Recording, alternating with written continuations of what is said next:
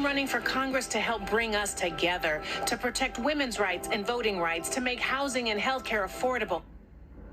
Sydney Kamlager currently represents California's 30th district in the state Senate. Like Jan Perry, she too hopes to replace Karen Bass in Congress. Kamlager stopped by our studio shortly after the scandal at LA City Hall erupted. I asked her when and why she first considered running for this position on Capitol Hill. We are at a historic moment nationally, but we're also on the precipice of electing the first Black female in Congresswoman Karen Bass. And so as the only Black female state senator in California, I know what it means to break ceilings and increase representation. I have to tell you, I was minding my own business, not even thinking about this opportunity. And Congresswoman Karen Bass came to me and said, I'm thinking about running for mayor, and I'm also thinking about my seat in Congress. And who would best be able to fill it? Who has the integrity, who has the authority, who has the accomplishments legislatively, who can work across the island with colleagues to get things done.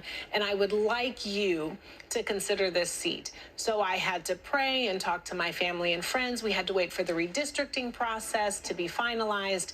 And after that, representing over 80% of the district, I made the decision to run. I am so happy that I have her support and her endorsement, and I am excited about taking my playbook of wins that I have been able to accomplish here in the state legislature to Capitol Hill. Yeah, but as you just mentioned, they're currently the only female Black senator in Sacramento, and you and I have talked on this program before about bringing more representation to Sacramento. I'm guessing that was part of the conversation that you had to have with yourself. Are you concerned at all that if you get this job and you go, what happens to Sacramento? Absolutely. So I worked really hard to identify a young Black woman and asked her to run for the state Senate seat. Her name is Lola Smallwood Cuevas. It's about expanding the voices of new leadership into this pipeline that we call government and elected office. I also make sure to work to get funded a Black women's think tank with $5 million in the state budget so that we could begin to talk about how we can bring more young women of color into the fold to not just run for office, but to also help run campaigns. It is incredibly important that we have a state legislature that represents the constituents. And so, as I said on the Senate floor in my close when I was giving my farewell speech, I think we should have more than just one Black woman. Yeah. Mm-hmm. If you do take on this new job in Washington, D.C., you said that one of your top priorities is to end systemic racism in the criminal justice system. I'm sure that sounds great to a lot of folks out there, and a lot of voters out there. Practically speaking, how do you envision doing that? Really excited that I got past the Crisis Act into law. It allows the state to fund community-based organizations to respond to certain 911 calls so that law enforcement doesn't have to. Karen Bass actually put it in the George Floyd Justice and Policing Act. It is still there, so I hope that if I'm successful November 8th, I can pick up the baton from her and carry that across the finish line. There's lots of work to do around increasing gate money at the federal level. It's the allowance that you're given when you're released from prison. How can we make ACA 3, a bill that I worked on here, to take involuntary servitude out of our state's constitution? There is a national movement to get rid of the 13th Amendment. I hope to bring my skills and my fight to Capitol Hill to talk about that. And then what are we doing with our prisons? What are we doing with probation and parole, federal laws that will also blend into state laws so that we have a criminal legal system that has due process in it all steps of the way. I know I'm not telling you anything you don't know.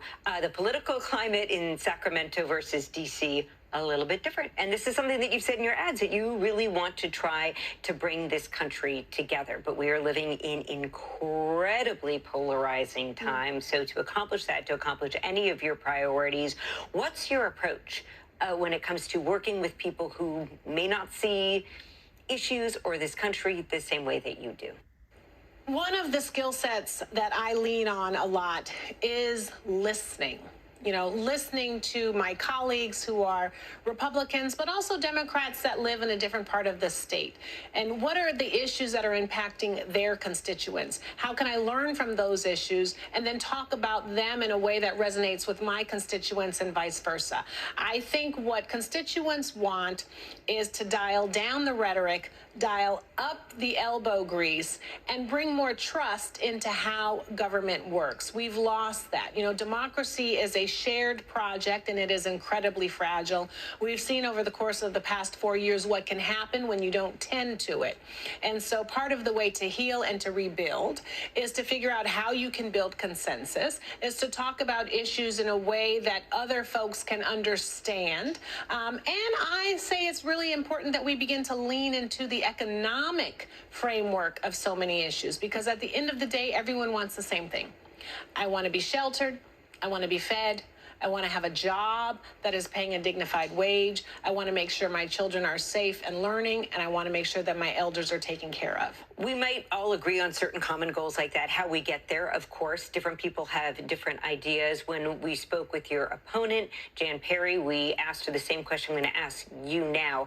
How would you describe the biggest differences? There's undecided voters out there wondering what they're going to do on the ballot when it comes to this race. What do you see as the biggest difference between the two of you? Well, I'm really excited about my accomplishments. I'm a state senator working right now. I got past SB 1245, which codifies that Los Angeles County is a safe haven for abortion access, and it also funds Los Angeles County to make sure that we're providing that kind of care. And I got past SB 679, which is an affordable housing bill. It will now allow for the region of Los Angeles to finance 100% affordable housing, to protect renters, and also to preserve housing stock. I've chaired the Los Angeles County delegation. It's a delegation that's bipartisan and bicameral for the entire time that I've been in the state legislature. These are real accomplishments happening in real time that I think will lend to my ability to get work done in Washington, D.C.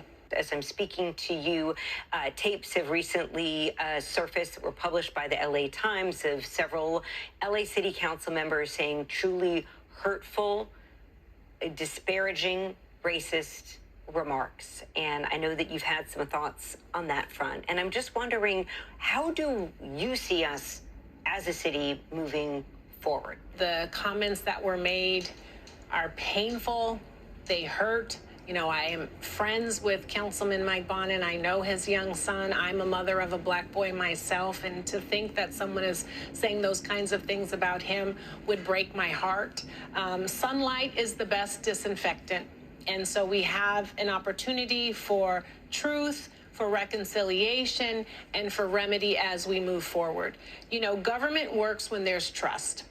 And it works when colleagues trust each other to do work together, and when constituents trust the folks that they have elected to lead. And when you do not have trust, government doesn't work. And so now these folks are going to have to embark on a journey of regaining the trust that has been lost by their colleagues, by their constituents, and by the city. Sydney Kamlager running for Karen Bass's current district, California Congressional District 37. Thank you so much for dropping by. Thank you for having me. And in tonight's edition of Know Before You Vote, Orange County Registrar Bob Page explains what happens if you forget to do a very